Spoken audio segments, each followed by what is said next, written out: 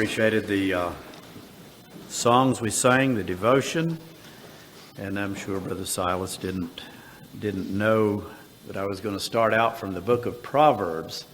And Solomon, I think at least 10 times in the book of Proverbs, he says, my son, my son.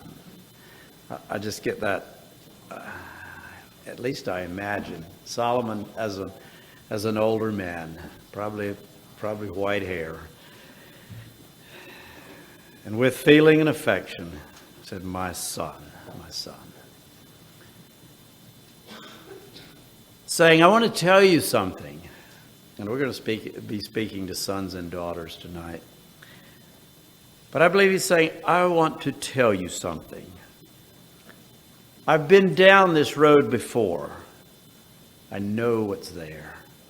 And if you'll listen, you'll save yourself a lot of trouble. There's no need for everybody to have to run the experiment of life. If you listen to the older ones, if you listen, you'll save yourself a lot of grief. And so I'll scatter through the book. Solomon would say, my son, my son. The purpose of the book of Proverbs is found in chapter 1, verses 2 through 7.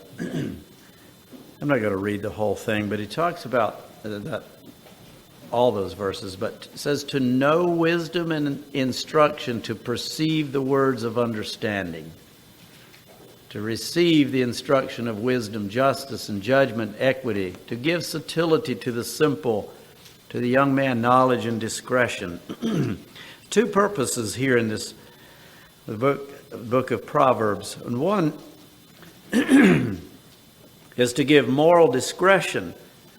And moral, as we talked about, was right and wrong. And discretion is to know the difference between right and wrong. So he's telling us what's right and wrong, and also to help us to understand the difference between right and wrong. And also to help us understand clearly in our minds what will happen if we do right or wrong. If we know that if we do this, then this is going to happen, won't that help us to know whether we should do this or not? And you fill in the blanks there.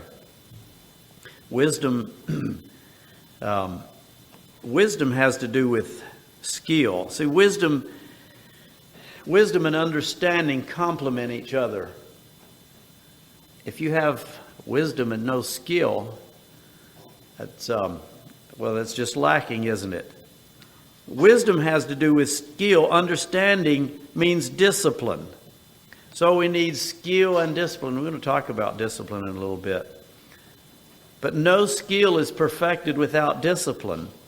And this is what the proverb writer is trying to get across to the readers. If we have, and I thought about, I'm sure quite a number of you probably enjoy to go hunting.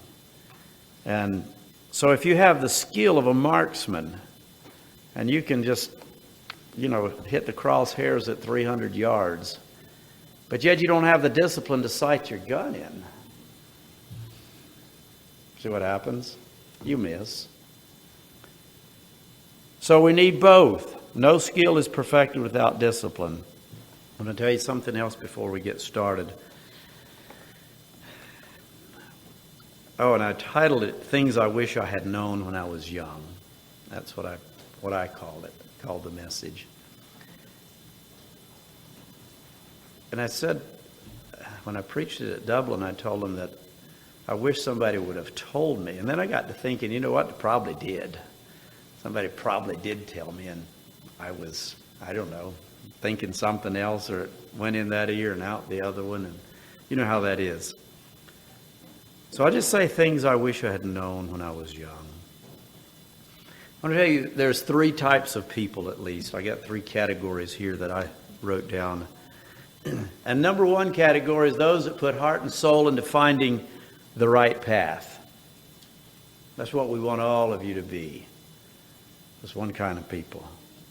The second category of people are those that are haphazard about life. and just whatever, just whatever. Just, oh yeah, church members, but not an intense interest in finding out and discerning the ways of God and finding God's path for your life. And finding out what it takes to make life fulfilling so we can come to a godly end. Just kind of whatever, those kind of people. And then, of course, there's the third group, those who disdain God's way and just have a hatred for it. Live for self and not for God. So I ask you the question, which do you want to be? I have confidence in you that you want to be those that put heart and soul into finding the right path. And that's why you have teachers that came and why your parents were wanting you to come to Bible school, to apply yourself to instruction, to learn what's going to help you on through life. So we say again, my son, or my daughter. Now,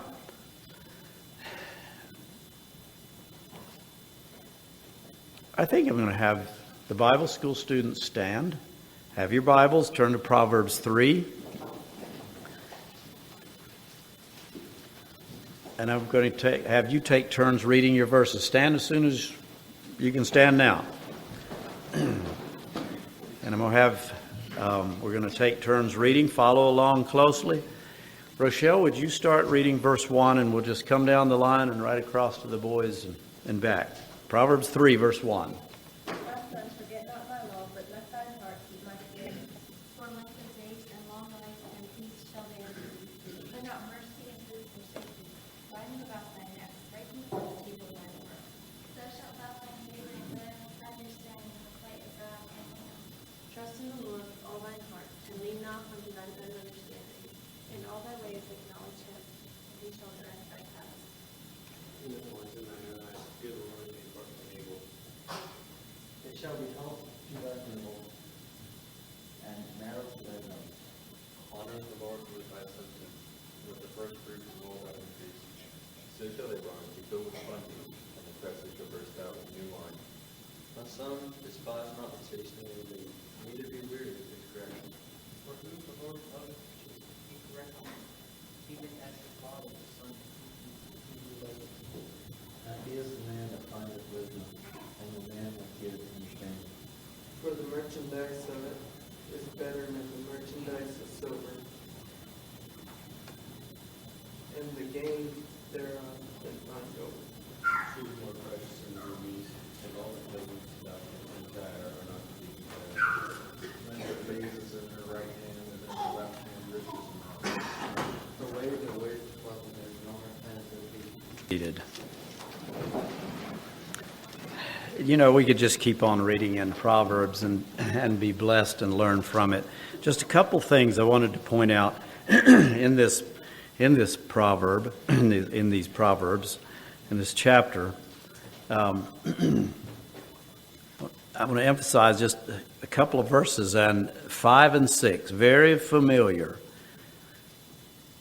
Trust in the Lord with all your heart, and lean not unto your own understanding. In all thy ways acknowledge him, and he shall direct thy path.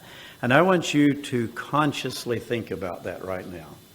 And think about your desire as you're getting to the age of life where, as you grow and mature and you start to spread your wings and you become men, you become women, you make decisions. And you're going to hear some things tonight that you're going to need to do. Now, do you really want this as personal to you? Are you going to accept this? Yes, I want to trust in God with all my heart, and realize that your own understanding is way weak, and acknowledge God in everything, and God, please direct my path. I want you to think about that consciously. Which of those three groups do you want to be? What about today, acknowledging that we need God to direct our path? Tomorrow, when you go look for a job, when you think of some voluntary service, when you buy a truck, when you go think about teaching school, when you think about a companion, go to God for everything. Be God conscious in your life. Don't use God as a spare tire. You know, he's in the trunk and you want him there and hope you never have to use him because you're going on with life. That's what we do with spare tires, right? Sad day when we have to change a tire in the middle of nowhere. Don't treat God like that. You remember? No, y'all don't remember 9/11. I guess you don't. No, that one, no. 2001. No, most of you weren't born, right? And people were saying, "Well, where was God?" Somebody answered so wisely, I thought, "Well, where was he yesterday in your life?" All at once, when we get to a bad spot in the road, then we need God. All right, think about it. That's 5 and 6. Down in 13 and 14, I want to point this out yet. Happy is the man that finds wisdom and the man that gets understanding. For the merchandise of it, what's the it it's talking about there? If you get wisdom, when you get wisdom is better than the merchandise of silver and gain thereof than fine gold. So if you want a fulfilled life, if you want to find the keys for life, look for wisdom. And your life will be way more fulfilled than if your drive is for what? Stuff, things, toys, money, fortune, fame, popularity, all these things.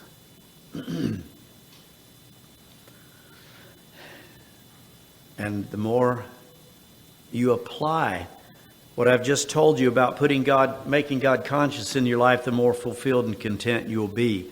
And the more you try to find that fulfillment in the clutter and the pleasure of life, the emptier you will be at the close of your days. Now, I would like to tell you some things that I consider very important for young people to learn. And I want you to just listen and ponder. And I like to see that some of you take notes. Some of you do. That's a good practice. It helps keep your mind out of the deer stand and all those other places, right? You know what I'm talking about. I don't know what girls think about, but there are more of them taking notes. Sorry. But point number 1 is learn to discipline yourself. I wish somebody had stressed that even harder to me. My dad had a way of teaching discipline to me. But when you learn to discipline yourself, then you don't have to have somebody tell you every morning when it's time to get out of bed, do you? Aren't you about old enough? And I don't know any of you here, if your dad got to drag you out of bed or whatever. But really you're old enough to discipline yourself, and you probably most of you even have a phone that has an alarm on it. I kind of think so. But you don't have a phone that pulls you out of bed, do you? But discipline yourself. Now that's just one thing. But you can tell when you're growing up, when nobody has to tell you to get up, fix your bed, tidy up your room, take your dirty laundry up, keep hurrying up, get your chores done, hurry up, it's time to go. These are just little things, but discipline, where you know what time church starts, you know what time you got to go to school, whatever. I want to ask you something, discipline. We discipline ourselves when we don't feel like doing something and we know we need to get it done, and it's like, discipline yourself. Yeah, we got to go do it. Do you think big people always feel like going to work? Or maybe do you wonder, do you ever think about it? Maybe mom doesn't always feel like getting up and cooking breakfast. Discipline is mastering your feelings. Doing because you know it's the right thing and needs to be done. And so you do it. If you live by your feelings, you will, I would say, most of us don't just naturally feel like doing the right things. Comes time to go to bed and we feel like staying up, right? Come time to get up, we feel like staying in. I don't know why it's that way. You won't always feel like reading your Bible. You won't always feel like taking time to pray. But do you know when you don't feel like it is when you need it the most? It's when you need it the most. Do you know that Jesus didn't always feel like doing what he needed to do? You remember when he was in the garden and he prayed, "Oh, Father, let this cup pass from me, but nevertheless, what you will." So learn to do what is right, even when you don't feel like it. You need to learn to be a self-starter so your boss doesn't need to have to be a crank. Maybe you don't know what the cranks were, but I remember tractors that had a big old crank on them, and you put it up in the front on the crank shaft, and you gave it a mighty spin to get it started. Well, that was the crank, and you always took care of that crank. Well, you be a self-starter so your boss doesn't have to be a crank. Number 2 is be a good steward. A steward is one who's been entrusted with another's goods. Be a good steward. Who owns the world? God. Who owns the United States? Who owns your possessions? Thank you. So God owns your pickup, car, wallet, clothes. It's all God's, right? That's what you just told me, and I agree with you.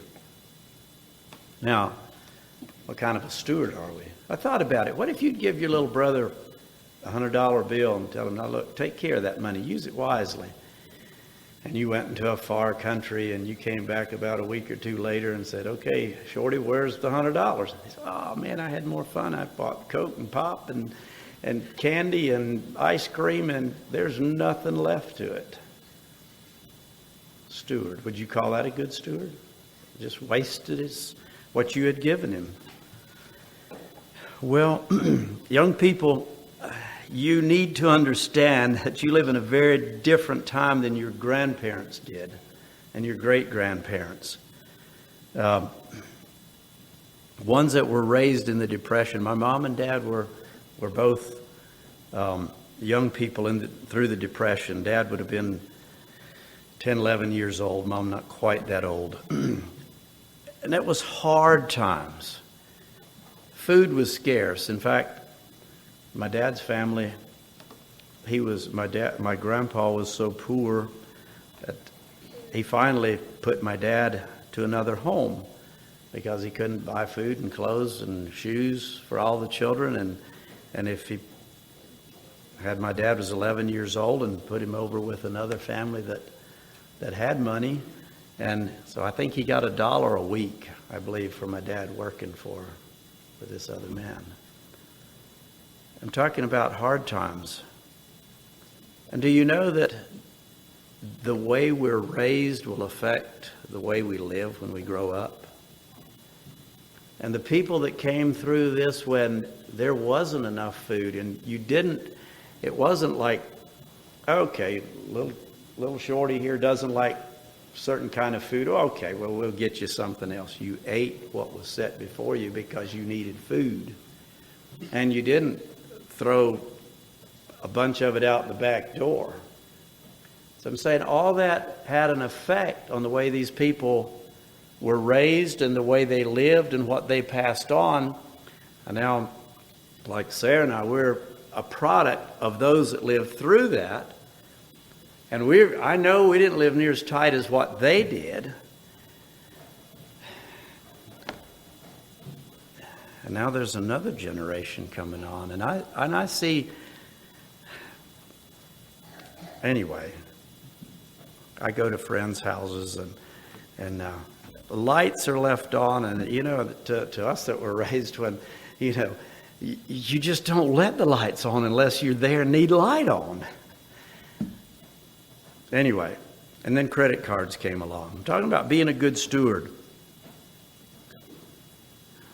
We have lots of food and lots of money, and times have changed so much until now it's not. The big problem then was to get food, and now what do a lot of us adults suffer with? Getting too much food. The credit cards come along that we can buy things that we can't afford with money that we don't have. And I want to tell you, young people, don't waste your money and then spend it on a credit card and run up credit card bills and get in a credit card trap. Use number one that we talked about, which was discipline, and save your money. Young men, I'm going to talk just plain to you, but you ought to be saving money. And I don't know, I'm used to people being raised in hard times, and when we were young, I gave a lot of my money to my dad. And maybe there's some of you that give everything. I knew back then my dad was generous. I got to keep half of what I earned till I got married. And I knew some people that gave everything back to dad until they got of age. So I don't know, if you're giving everything back to dad for your room and board and to help out in the home, then you probably won't fit into everything that I'm saying here. But those of you in the mainstream of our community today that make money, and if you're wasting it on toys and trinkets and stuff, and you're not saving money, you'll probably get into this credit card trap, and you'll finally wind up with the great American dream where you pay the minimum payments and just live from hand to mouth. Don't use your credit card for credit. Pay it on time or you will lose. Don't waste. Learn to save. Ask yourself, do I really need all these toys? When you go to buy things, you know the difference between the men and the boys? It's the price of the toys. Do I really need these things? Is it really... We talked about the image of God and, reflecting God's image. Do I really need these things? Is it a good steward? How does God look at this expenditure? And does it bless his kingdom? But today we're in such a throwaway society. I wonder, any of you ever been to a shoe repairman? You had a shoe that messed up and you took it and got it fixed? Probably not. We chunk them even before they get wore out, right? Watch repairman. But see, today it's so different. Used to, you got stuff fixed. I thought about asking you how many of you have worn patch jeans, but I don't want to embarrass anybody because maybe nobody would raise their hand. And some of us have. Things are so different. Young people, you will do yourself a favor if you learn to be frugal. Use your resources wisely. Don't waste. Young women, you can throw it out the back door as fast as, if you ever get married, as fast as your husband brings it in the front door, if you want to. Or you can use your resources wisely. Sarah's done a wonderful job. I make it first, she makes it last. And that's a tremendous blessing. I don't know what I'd do if she'd be a wasteful lady. I don't know what she would do either. But you need to be saving now. If you're spending everything you're making at this stage of life, you'll never be ready for the next. I've told you about so many changes. Another big change is when I was young and I went to buy a car, I didn't have to pay near the amount that you have to. And I went to buy a property, first little place we lived in, I didn't have to pay near what you do now. So yes, you make way more. A couple months before I was going to get married, I didn't have much money. And somebody in Pennsylvania, there's a lot of money up there, they say. Somebody up there offered me $3 an hour to work for them. I was out. I went. In the winter months, wasn't much to do on the farm. And I saved some money. I made money. So things are different, but you're going to need, if you're going to go out and buy a property and get ready for a wife and get ready for... So discipline yourself and use wisely what God has given. Remember, it's His. Oh, I'm going to have to hurry along. Number 3. Remember number 1, discipline. Number 2, be a good steward. Number 3 is take responsibility. When you were born, you were totally not responsible. You could cry, you could kick, you could scream. You weren't responsible. But as you grew, your parents tried to help you take responsibility. And finally you get to the place where they say, you know what, if you're old enough to make a mess, you're old enough to clean it up. I heard of a good sign recently that somebody said he felt like taking it to the job. And the sign, maybe Jay wants to put it in the dorm, but the sign says, your mama doesn't work here. Clean up your own mess. Responsibility. You're at the age you need to think about it. You are responsible. You buy a car and you drive like Jehu and you get in trouble. Don't blame the boss for making you work too late or anything else. You might as well brace up and say, I was wrong. You're responsible. You go to places and do things. There's nobody else to blame. It's you. And to parents sitting in the back, don't stick up for your children when they get to that age and blame somebody else when they're wrong. It hinders growth, produces weaklings instead of men and women. You need to learn what the real world's about. Most of our people today, and again, I don't know your story and where you're at, but most of our people today growing up where there's, good homes and good jobs and, just kind of dad and mom let you just kind of fit in. And do you have any idea what it's going to be like when you're responsible to go rent, let's just say rent a house, pay the utilities, buy your groceries, clean your house, all those things? And I think probably we have erred. I'm talking in generalities now. If you got it really, really tough, you just bear with me. But where we've raised maybe a little softer set, it's just easier. And it's time you learn to take responsibility as you get to this stage and age in life. You need realizing the needs and the responsibilities and privileges that you have. And then do your part to keep those privileges alive and going. I do have a burden for young people, and that you realize the privileges that we have and what it will take to keep it. I wonder, how many of you know what a Form 4029 is? Do you know what it is? Some of you do. Social Security exemption. Why do we do that? Because we don't like to pay 15% Social Security, right?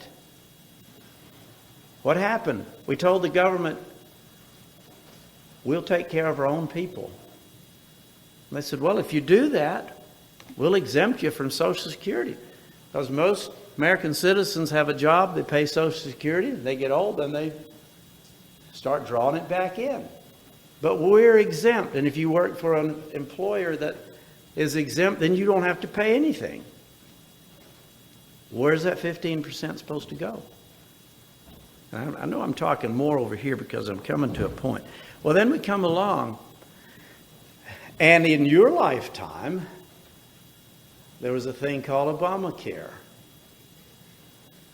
a medical plan where everybody was supposed to get medical insurance.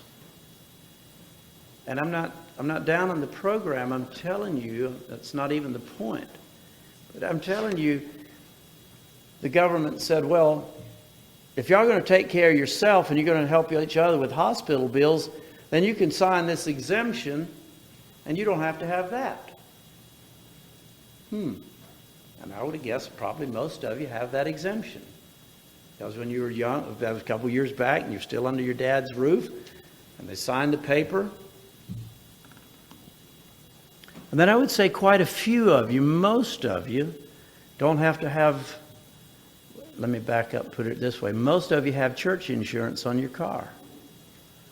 Most of them, not all of us. Now, what does that do? I think is it $5 a year or something to... Okay, now here's my point, and I should have tallied it up. But if you save the 15%, because we're going to take care of each other, and you don't have to pay health insurance, and that is, I wish I had the figures, but I have friends my age, man and his wife, and he told me how much it costs a month, and it is astounding. And then you can get plans where there's a large deductible, and that brings it down. And a family of four may get by with $600, $700, $800 a month for medical insurance. And then you can go out and buy a car, and there's no insurance on that. So we can maybe even could buy two of them, I guess. Now, here's my point. What's happened? What can happen? And I'm not saying it does, but what I want you to think about. With all this saving, you have a choice. You can take all that money and you can take your standard of living and you can just notch it right on up. Way above the average people here in Mississippi and probably way above the average person in the state wherever you come from. If you take that money. What are you supposed to do with that money?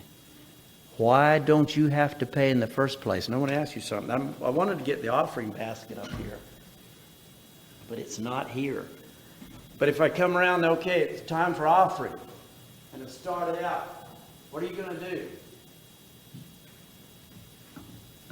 What point are we talking about? Responsibility.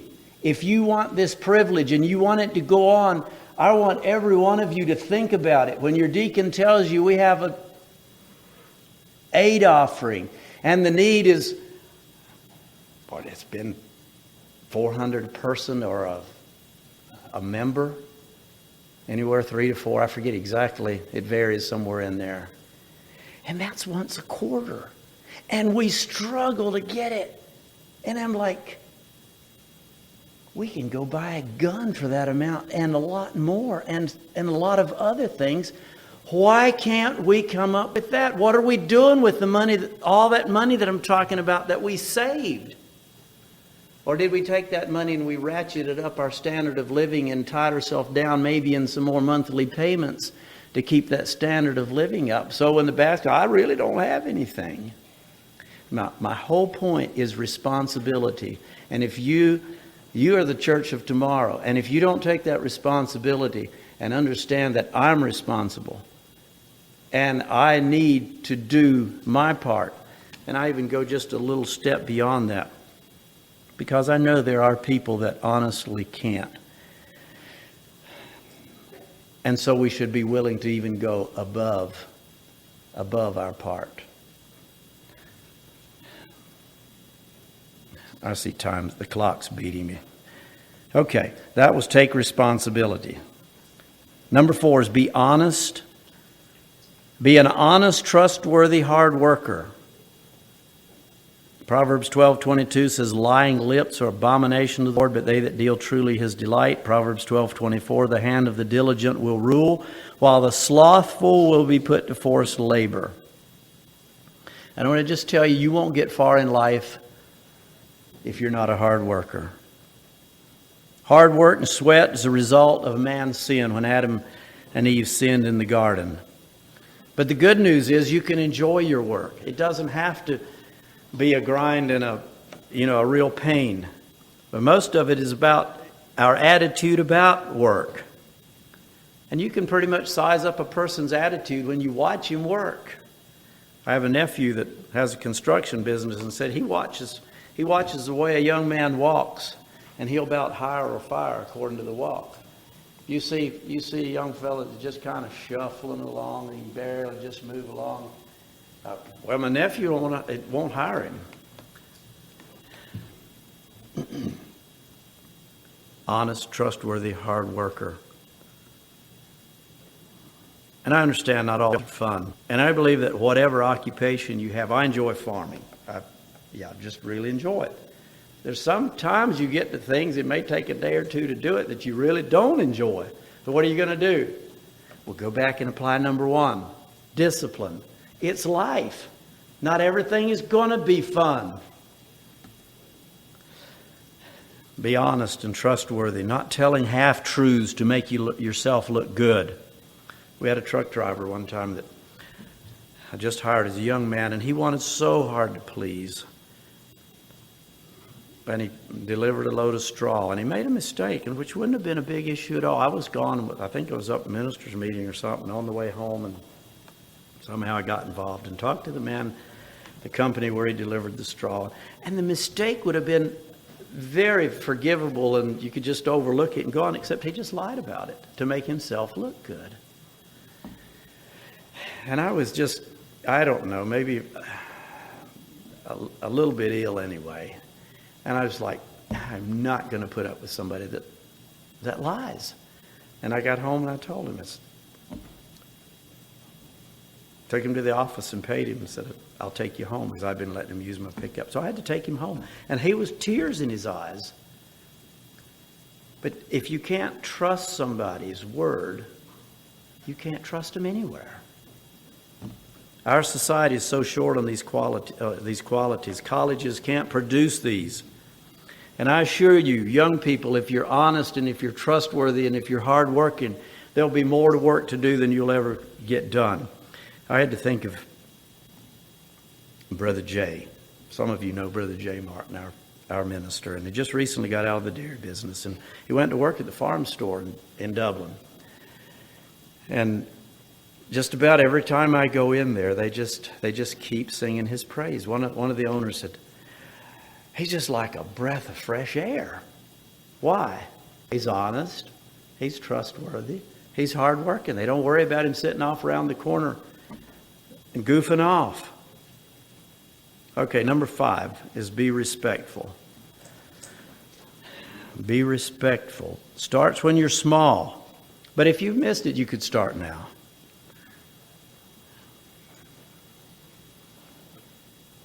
Saying thank you, please. Holding the door open for someone. Say yes, sir, and no, sir. And I know that's a Southern thing, and I was raised that way. I told you I went to public school, and there was no options. They didn't give us the choice. Say, well, you little Yankees that moved down here, we'll let you off. It didn't happen that way.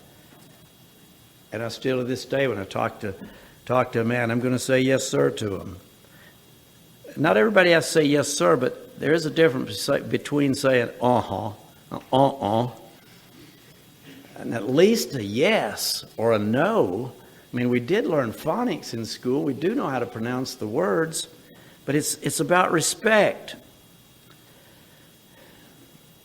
Even the way you dress speaks of respect or disrespect for authority. I remember the hippie movement in the 60s, which was a rebellion against authority, showed disrespect for society. I remember when the first boys came to school, public school, and the style when the hippies came in. Elvis Presley was in the 50s and the hippies in the 60s, and about along in the mid-60s is when the style started going for boys to have long hair. And they first just let it grow way long in the forehead. And they'd have to keep moving like a cow swatting flies to get the hair up out of their eyes. And this was public schools. But it was disrespect against established authority. So young people, one of the greatest testimonies for Christ is when young people are respectful. It tells volumes about you. And maturity is number 6. I only have 7, so Ephesians 4:15 says to grow up in every way into Christ. Don't make decisions like you did when you were a child. How did we do when we were a child? How did we make well, if we felt like it, right? Until Mom and Dad helped us to decide that we were going to do what we were supposed to do. But that's the way we wanted to make our decisions, was by how we felt. Make decisions by slow, careful consideration, deliberation. Make mature judgments. Don't act like children and want to be treated as an adult. Because if you act like a child, you'll probably get treated like one. And then kind of boo-hoo because they treat you like a young'un. And if you make wise choices, you'll be trusted. You'll have to excuse me for some personal examples, but Hebrews 11 was examples of men that were faithful and did good. So I think those are the kind of people we need to look up to. But I think of a young man in one of our churches. I won't call his name. But he's in his 40s. He's not married. He works with CAM when they need him in Nepal, or they need him in Ecuador, or they need him in Colombia. He goes. And you know what? I have never worried about Bruce. Whoops, I told you his name. I have never worried about him being bad and getting in trouble. You know why? I learned to trust him. He didn't get in trouble. He used mature judgments. As you mature, you'll see how foolish some of the things are that we did. And it is a part of growing up. And I don't want you to think that I grew up as some mature adult that just happened to change years. I was immature and needed a lot of maturing when I was young. But things like, I've seen young people spinning out of the parking lot, putting it to the floor, squealing tires, driving fast, always wanting attention on me. You know what? That's just immaturity. I want to tell you something else yet on maturity is don't worry about your image. Sometimes we want people, and maybe this one's one over here too, we want people to think highly of us. And so, maybe it affects the way we comb our hair, the way we make our dress, or maybe, our pickup has to have this and that and all this dolled up just right because what? Want to be in the cool group? You know what the cool group is? Needing to do all the latest and the greatest so that others think highly of us. I want to tell you, when you keep Jesus first in your life, you don't need to worry about all that. Because when Jesus is the drive of your life, then you want to reflect the image of God and bring glory to Him. And then you'll attract the kind of friends that will encourage you to do that. So what if some snicker and sneer because we don't have the latest styles? And number 7, choose to forgive. Last but not least, choose to forgive. Even now, I'm sure I can say without knowing you that there are things that you struggle with. Somebody has wronged you. Somebody has said something about you, or maybe authority hasn't been fair with you, you think. And maybe it's true. But you're going to have to learn to forgive in life. And you'll need to decide, and you have two questions. Will I forgive, or will I hold a grudge? It's just that simple. And as you grow, your battles will not become less. None of us will be handed an easy life all strewn with flowers on the path. You will face hard things. You will face disappointments. There will be pain from relationships. That's life. And you'll face it over and over. And you can accept the hard thing in your life as from God to grow by it. Or you can stumble around it and over it. And nurse bad attitudes and grudges and bring your life into bondage and misery. And come to the end of life all bitter and distressed from all the hardships of life. Or you can choose to forgive and take these things to God. And just allow Him to carry it. And you can be free in your heart. And you can have joy. You can have a smile on your face. You can even smile through the tears. I'm not saying you won't have hard things, but it is possible to smile through the tears knowing that Jesus is with you. And you can show the sweetness and radiance that comes from a forgiving, loving heart. This one should have been number 1 on the list. Learn to forgive. God bless you, young people. I want you to know that us old people love you.